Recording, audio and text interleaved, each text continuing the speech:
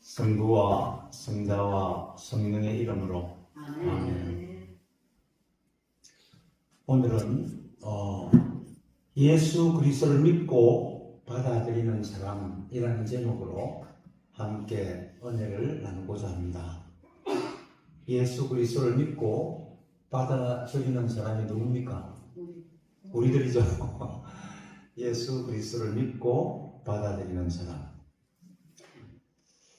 2026년 새해가 밝았습니다. 묵은 달력은 버리고 새 달력의 첫 장을 펼쳤습니다. 사랑하는 교회 여러분, 새해 복 많이 받으십시오. 아프지 마시고 건강하시기를 빕니다.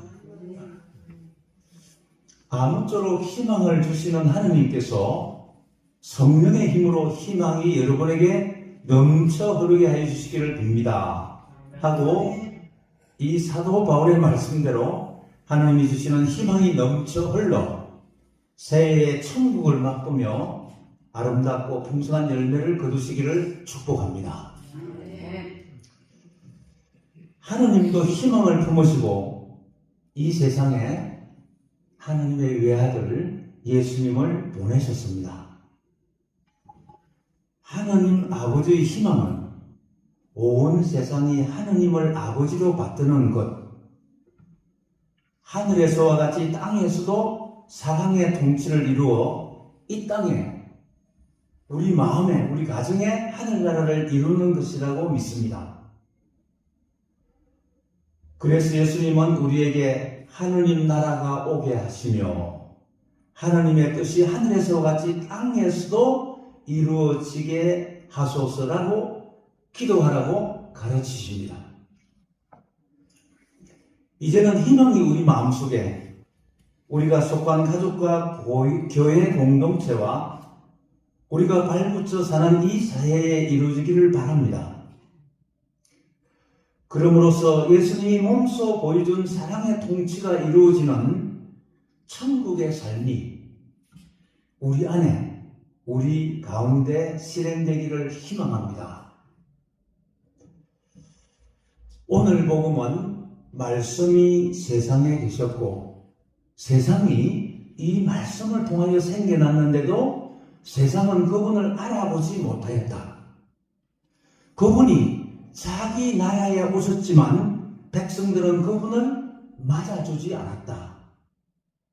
그러나 그분을 맞아들이고 믿는 사람들에게는 하느님의 자녀가 되는 특권을 주셨다라고 선포합니다.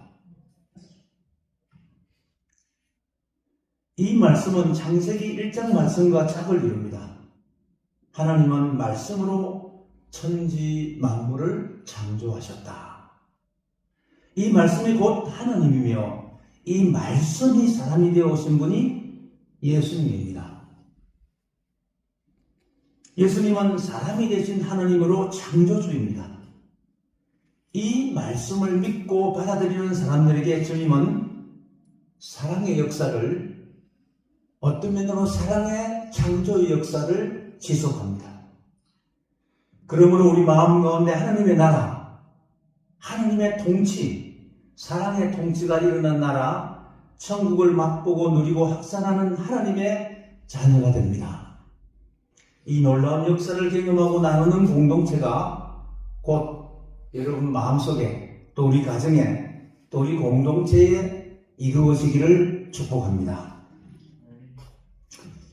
빛과 소금이 되어 아가페 사랑의 법이 이루어지도록 이 사회를 변화시킬 책임을 우리는 부여받았습니다. 예수님은 주님의 성령이 나에게 내리셨다. 주께서 나에게 기름을 부으시어 가난한 이들에게 복음을 전하게 하셨다. 주께서 나를 보내시어 묶인 사람들에게 해방을 알려주고 눈먼 사람을 보게 하고 억눌린 사람들에게 자유를 주며 주님의 은총의 해를 선포하게 하셨다. 이 성서의 말씀이 오늘 너희가 들은 이 자리에서 이루어졌다고 선포하시며 온갖 부조리와 거짓 약탈과 탐욕으로 무너진 사회에 정의와 평화가 꽃피는 하느님 나라를 세우신다고 선포합니다. 저는 2026년 새 1일 아침에 기도할 때 이제 내 말을 잘 듣는 사람들아, 잘 들으라. 너희는 원수를 사랑하여라. 너희를 미워하는 사람들에게 잘해주고 너희를 저주하는 사람들을 축복해주며 너희를 박해하는 사람들을 위하여 기도해 주어라. 너희는 남에게 바라는 대로 남에게 해주어라라는 말씀이 떠올랐습니다. 저는 이 말씀을 곰곰이 곱씹으며 묵상합니다. 예수님의 사랑을 실천하는 일도 내 노력과 힘으로만 되는 것이 아니라 하나님의 말씀을 듣고 되새김질을 하며 하나님이 주시는 힘을 공급받을 때 지속할 수 있다고 믿습니다. 세상을 사랑하러 오신 예수님과 십자가에서 우리 대신 죽으신 그 조금은 사랑을 경험하는 것은 예수님을 하나님으로 받아들여 하나님의 자녀가 됨으로 시작됩니다.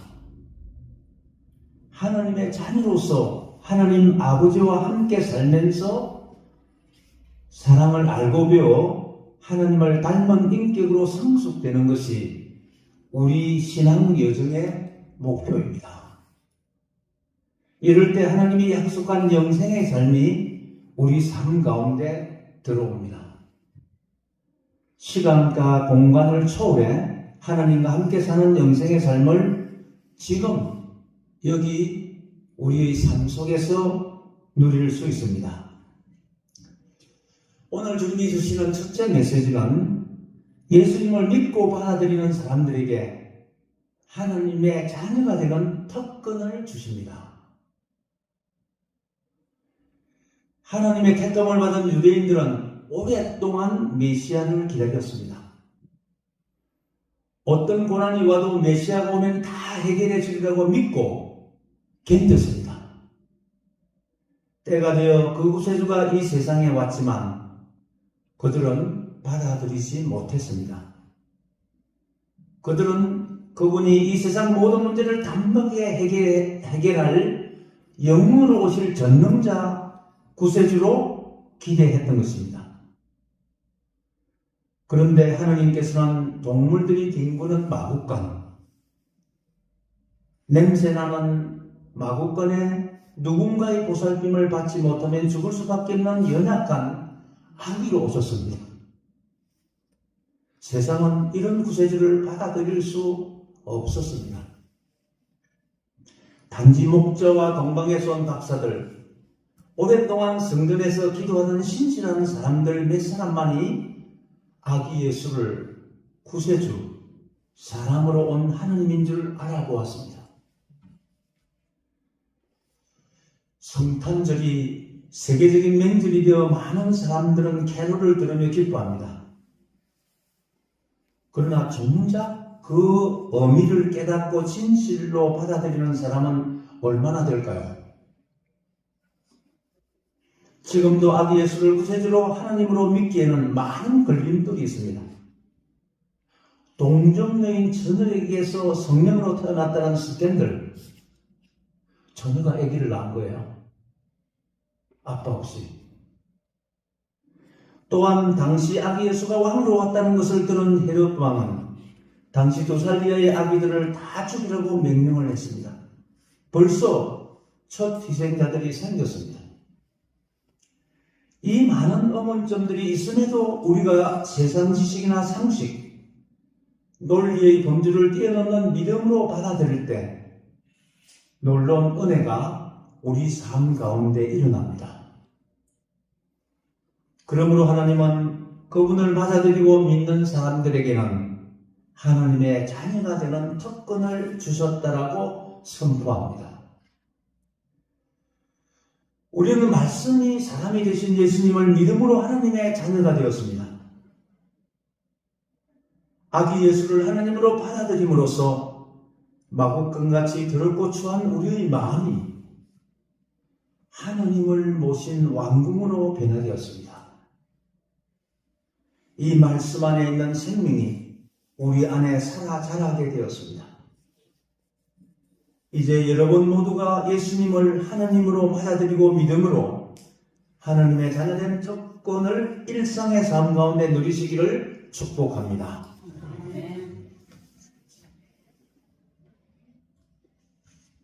두 번째 메시지는 예수님을 믿고 받아들이는 사람들은 하나님을 더 깊이 알게 된다는 것입니다. 일찍이 하나님을 본 사람은 없습니다. 그런데 하나님 아버지 품 안에 계시는 하나님의 외아들로서 하나님과 똑같으신 그분께서 하나님을 알려주셨다. 이렇게 선포합니다. 하나님을 뵙는 것이 소원이라는 빌립보에게 주님은 나를 보았으면 곧 하나님을 아버지를 본 것이다. 그런데도 아버지를 뵙게 해달라니 무슨 말이냐? 내가 너에게 하는 말도 나 스스로 하는 말이 아니라 아버지께서 내 안에 계시면서 몸소 하시는 일이다. 내가 아버지 안에 있고 아버지께서 내 안에 계시다는 한 말을 믿으라. 못 믿겠거든. 내가 하는 일들을 보아서라도 믿으라고 하십니다. 보지 않고 경험하지 못한 것을 믿는 것은 어렵습니다. 한편 보이지 않는 마음은 많은 작용을 하기에 모든 게 마음먹기에 달렸다라고 말하기도 합니다. 참으로 많은 것이 마음먹기에 달렸습니다. 사람은 하나님을 닮아 영적인 존재로 만들어졌습니다. 그러므로 영으로 하나님을 만나게 하시고 보고 깨닫게 하시는 신비를 경험하게 하십니다. 이는 먼저 주님을 믿고 받아들임으로써 시작됩니다. 사랑이신 주님을 받아들일 때 기적 같은 일이 현실에서 일어납니다.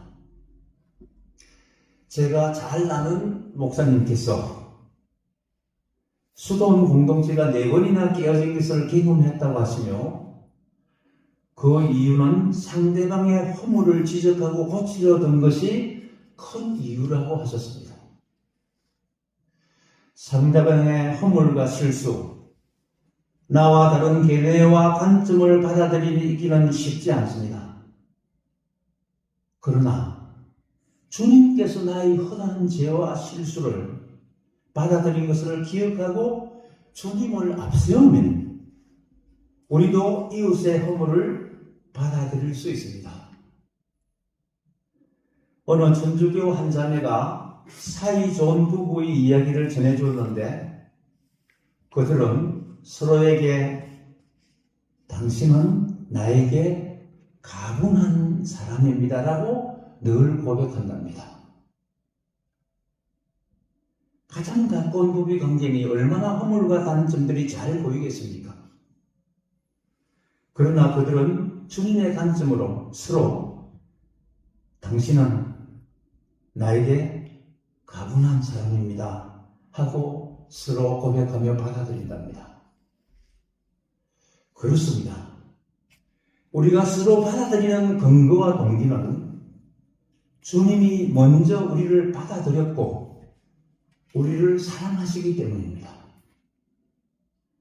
비천하고 죄 많은 우리를 위해 주님은 당신의 목숨까지 바쳐 죽기까지 우리를 용납하시고 사랑하십니다. 주님께서 우리의 발을 씻겨주시며 너희도 서로 그렇게 섬기라고 본을 보여주시기 때문입니다. 주님께서 우리를 조건 없이 받아들이셨기에 우리도 조건을 넘어 받아들일 수가 있습니다. 따지지 않고 사랑이 있는 곳에 주님께서 계십니다. 서로 받아들임으로써 조건 없는 하나님의 사랑을 더 깊이 알 수 있습니다. 서로 우리 받아들이십시다. 서로 우리 존중하십시다. 남녀가 다른 것 같이 서로의 다름과 차이를 받아들이십시다. 서로를 그리스도처럼 받아들임으로써 주님의 사랑을 완성해 나가기를 희망하며 더욱 주님을 닮아가는 한 해가 되시기를 축복합니다. 겉으로 예수님을 받아들이고 믿는 사람에게 영생을 누리게 해주십니다. 하느님께서 이 세상을 극진히 사랑하셔서 외아들을 보내주시어 그를 믿는 사람은 누구든지 멸망하지 않고 영원한 생명을 얻게 하여 주셨다.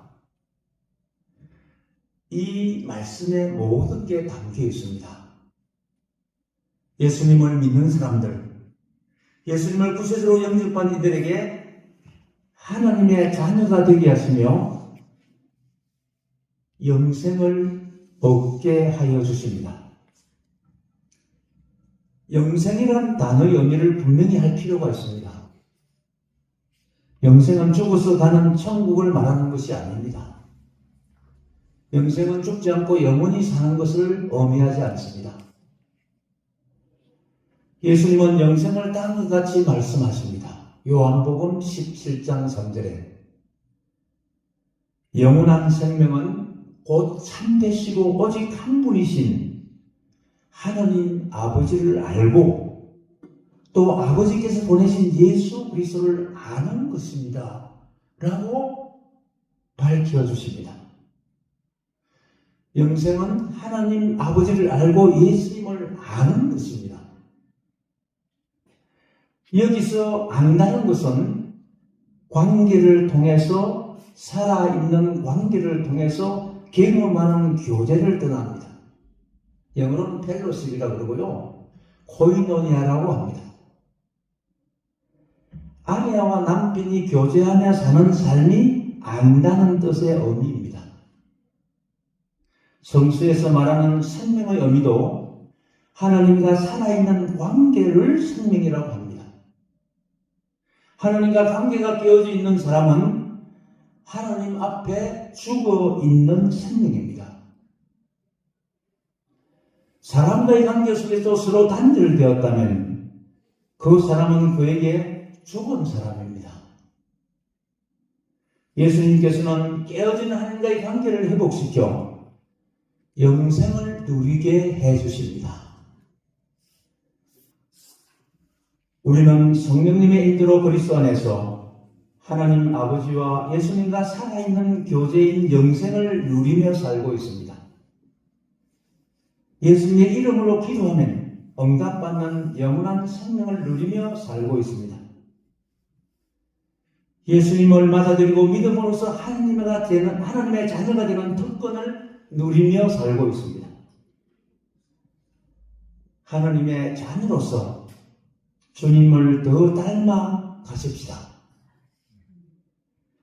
주님과 함께 상통하며 교제하며 사는 영생의 은총을 지금 여기서부터 영원토록 누리시기를 다시 한번 축복합니다. 성부와 성자와 성령의 이름으로 아멘.